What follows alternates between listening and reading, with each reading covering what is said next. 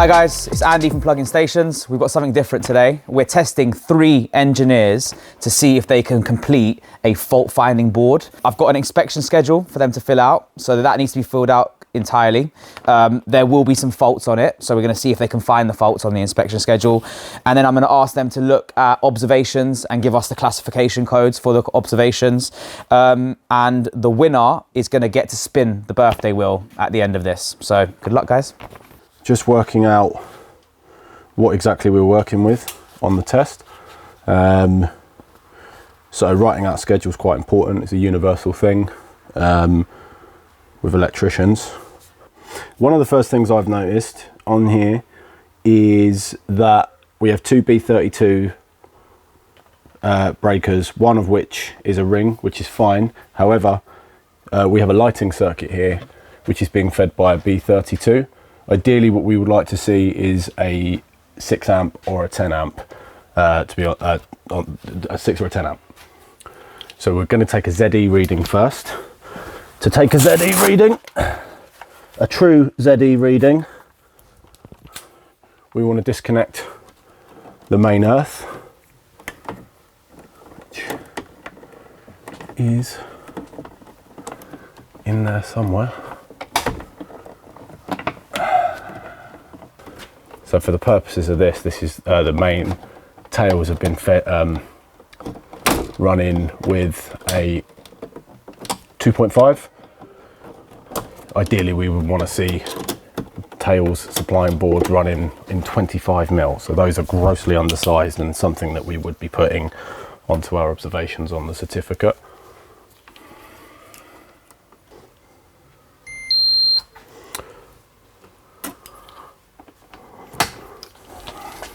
So we got a reading of 1.04, which is very, very high for a TNCS system, as we're only supposed to have a reading of 0.35. 1.04. And we would get in touch with the district network operator for that particular area to rectify.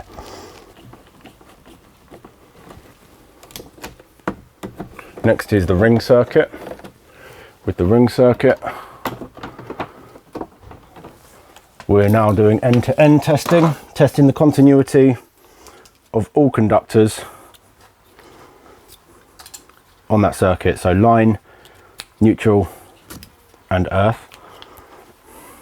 So first we're doing the line. Again, same sort of thing.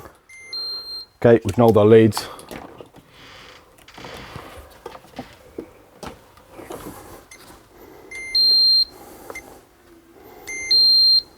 .12.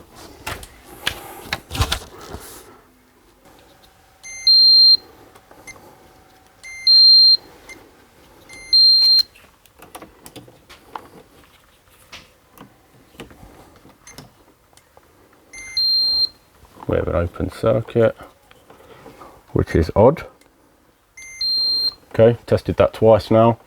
So we have a break somewhere in the neutral conductor. This is the socket, so it's probably around here. Give you an example of that. So we've got a break here in the live, and it's also cross polarity here as well. If you look here, neutral, the line conductors are going in there, and the neutral conductors are going into the live terminal. So that's a problem. We would isolate the circuit and inform the customer of the issue before we rectify.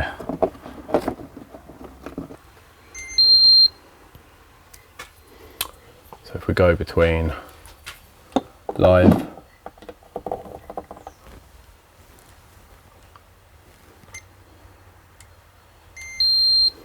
we have an open circuit.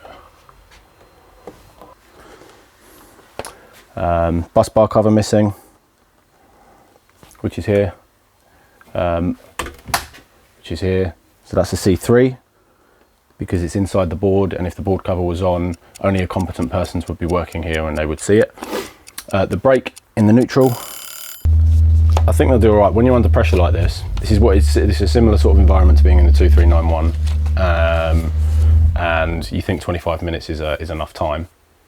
but or you get I think you get 3 hours, 2 or 3 hours in the 2.5 hours you get in the 2391, and you think that's enough time, but that's enough time to do all your tests and then record all your test results down, write the paperwork out. It's a lot, but you know, based on some of the experience the engineers have already got, you know, they're going to spot things, hopefully, and if not, it's obviously going to give us an idea on what we can do to sort of make their job easier and make them more vigilant and ultimately better electricians. I'm just looking at all the stuff that I can see now, so like the observations, and then there's a couple of issues that's not right.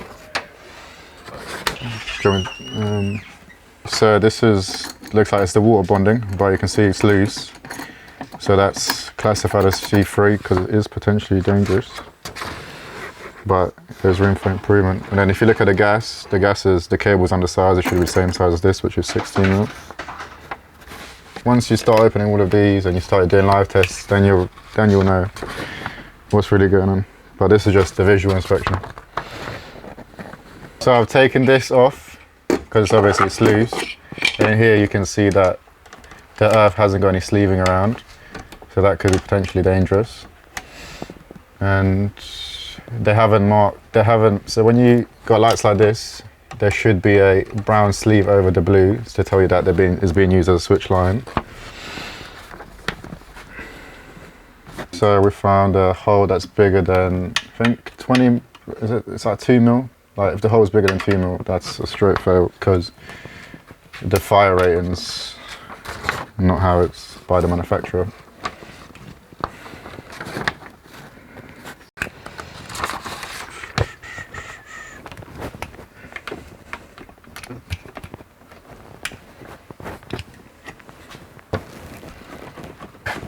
Let me show you.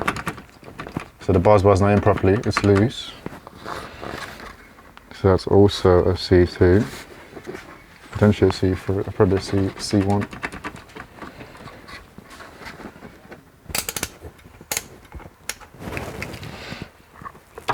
So now we're going to do insulation resistance, which will tell us if the cable's damaged or not.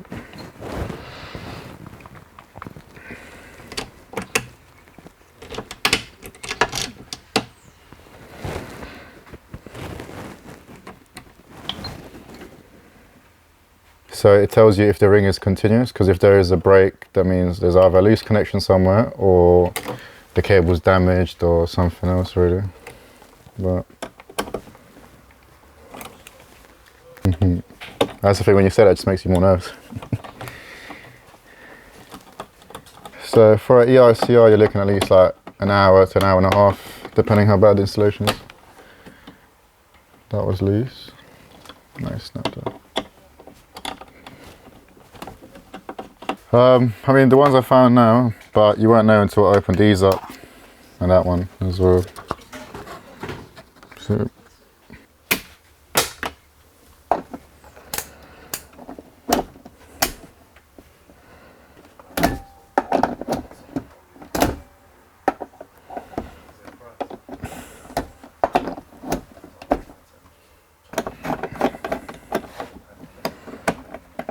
if you don't have RCD protection and the cables are reversed, you might end up breaking your appliance and you might get electrocuted as well.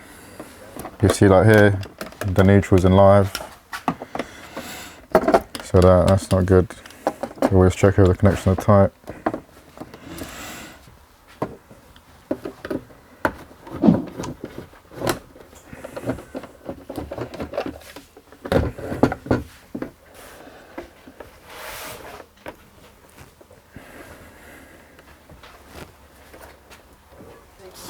There's nothing wrong with the charge is fine, but I just spoiled that. The buzz bar cover is missing.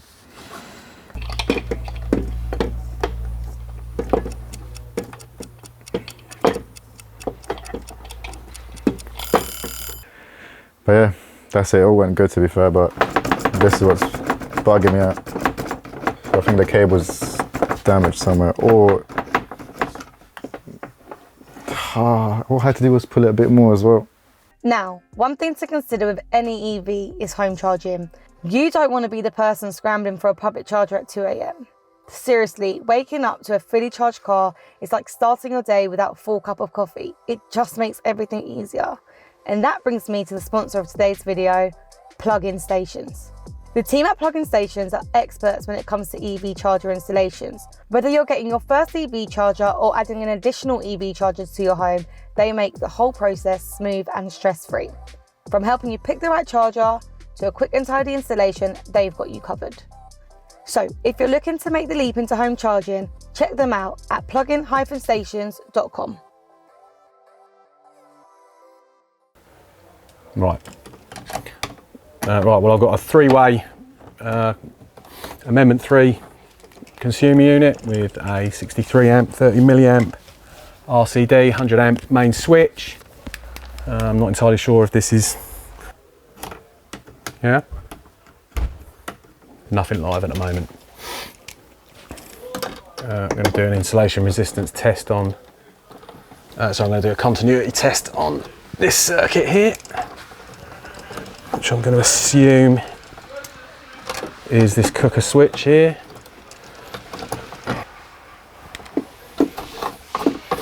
Basic insulation showing, that needs to be corrected, like so. No earth sleeving on the CPCs. Yeah, this is fairly standard. This is the kind of thing you get in college when they're testing you to see how good your testing knowledge is. We have a retaining fixing missing from the bottom of the OMI.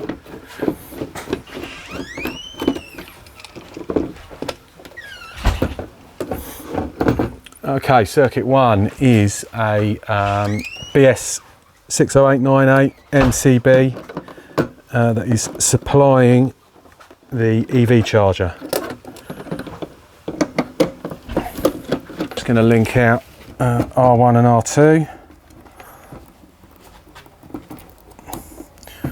Live and earth, live and CPC.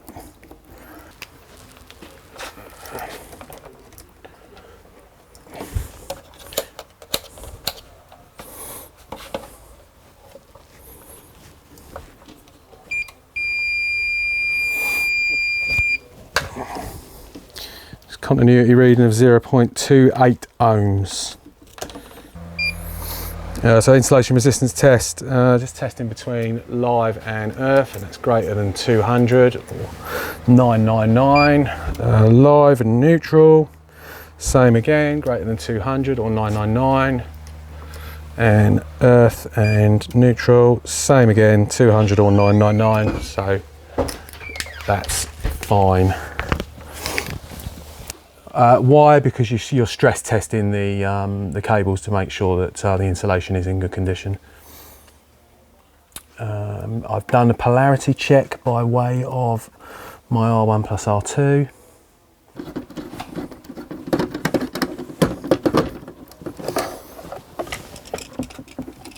Probably like to see some ferrule crimps on here, given that it's stranded cable.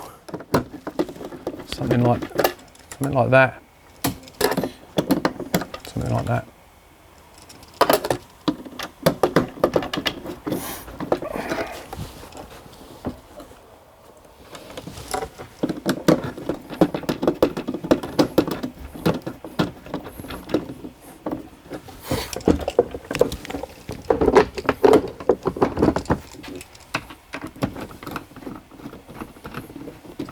Also got a massive hole in the bottom of the consumer unit. So the IP rating is not good anymore. That would need to be covered up with a 32mm Amendment 3 flame retardant grommet. Visually I can see we've got continuity on the gas bonding, but we've got a 6mm cable that is doing that, so that's undersized, should be upgraded to a 10mm. Also got a electrical safety label missing from the water. Water's also very loose, very loose. that is supplied in 10mm, so that's fine. That's why we've got no continuity on there. That's fine.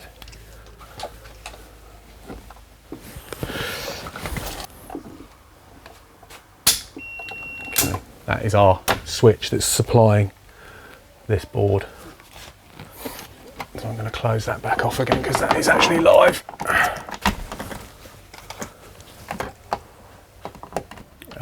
Also, do a figure of 8 test on the lives and the neutrals.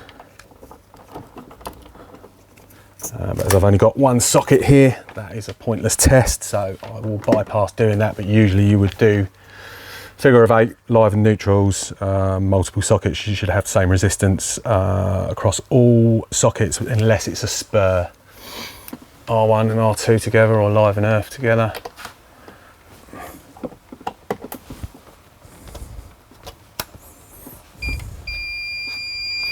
That's a result of 0.19. It's also got an overrated MCB supplying it, so it's got a BS60898 B32. It should be a B6 or a B10. That's also clear. All results are greater than 200. Also got a CT low voltage cable hanging around, unterminated, inside the consumer unit, so that needs to be put away. Well, that's it then, isn't it?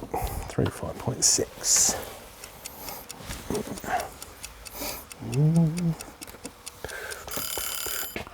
Let's go. First things first. Alright, so it's an RCD. What type is it? It's an AC type. That's a C3 63. When you're filling out all of this at the beginning, you can see obviously like what's going on. The main feed is in what, 2.5. At the moment, obviously it's just pretend it's on the board. So you've got your fuse board, and then you've got a cable that's going out into your charger, which is this breaker here. Then you've got the second breaker, which is going to your sockets. And then you've got this third breaker, which is your lights, which is going to this switch, which is then obviously turning that on. This is your bonding. It's for extraneous parts. So anything that's exposed with metal that can be conductive, obviously they have to be earthed and make sure that it's all the correct sizes. Like this is a bit small. It should be 10mm minimum. I think that's a 6mm. Yeah, it's a 6mm. It should be 10mm minimum.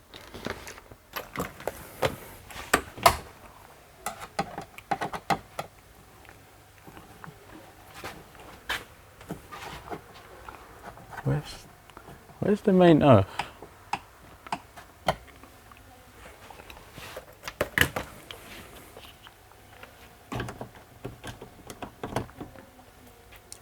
Let's test it one more time.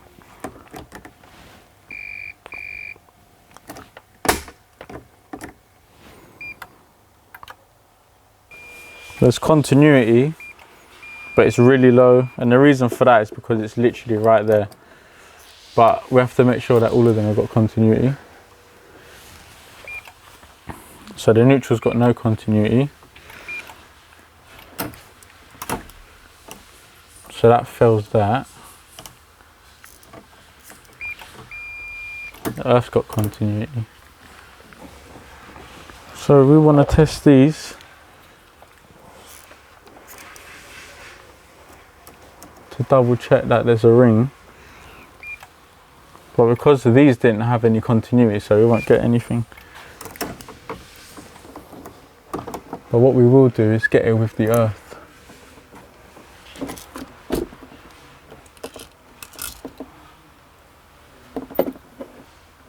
So there's reverse polarity straight away, as you can see once I've opened this up. You got the build, you got the neutral and the live, and the live and the neutral. Normally when you get a reverse polarity on a job, You have to fix it there and then, because it's not safe to use otherwise. But let's do our end to ends.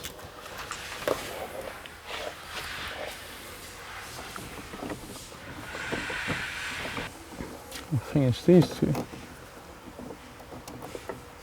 And when the board is so messy, it's hard to tell obviously what cables are coming from where. This is a small board, so it's not that bad. So there's continuity between the earths and the life going all the way through, but there's no continuity with the neutrals. So we have to write that down, and what you would do, you would just do a further investigation into why that's the problem. Shireen, we've got time for that.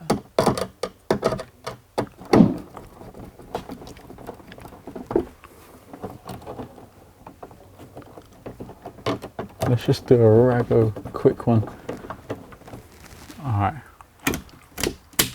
Alright, that works. Let's come on. Light's fine. Let's get fake ZS reading on more time. I'll find everything, I promise. But you'll never know.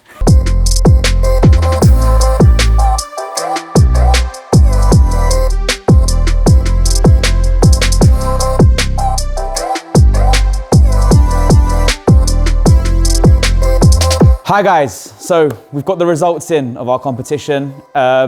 Just like to say every single engineer done really, really well. There is no bad score on any of these results, but the winner of the prize is Cliff. So congratulations, Cliff.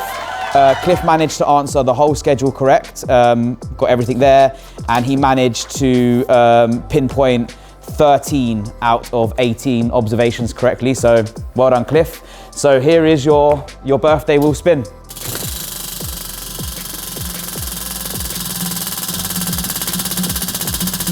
Blue's a really good one, so we're kind of hoping for blue for Cliff here.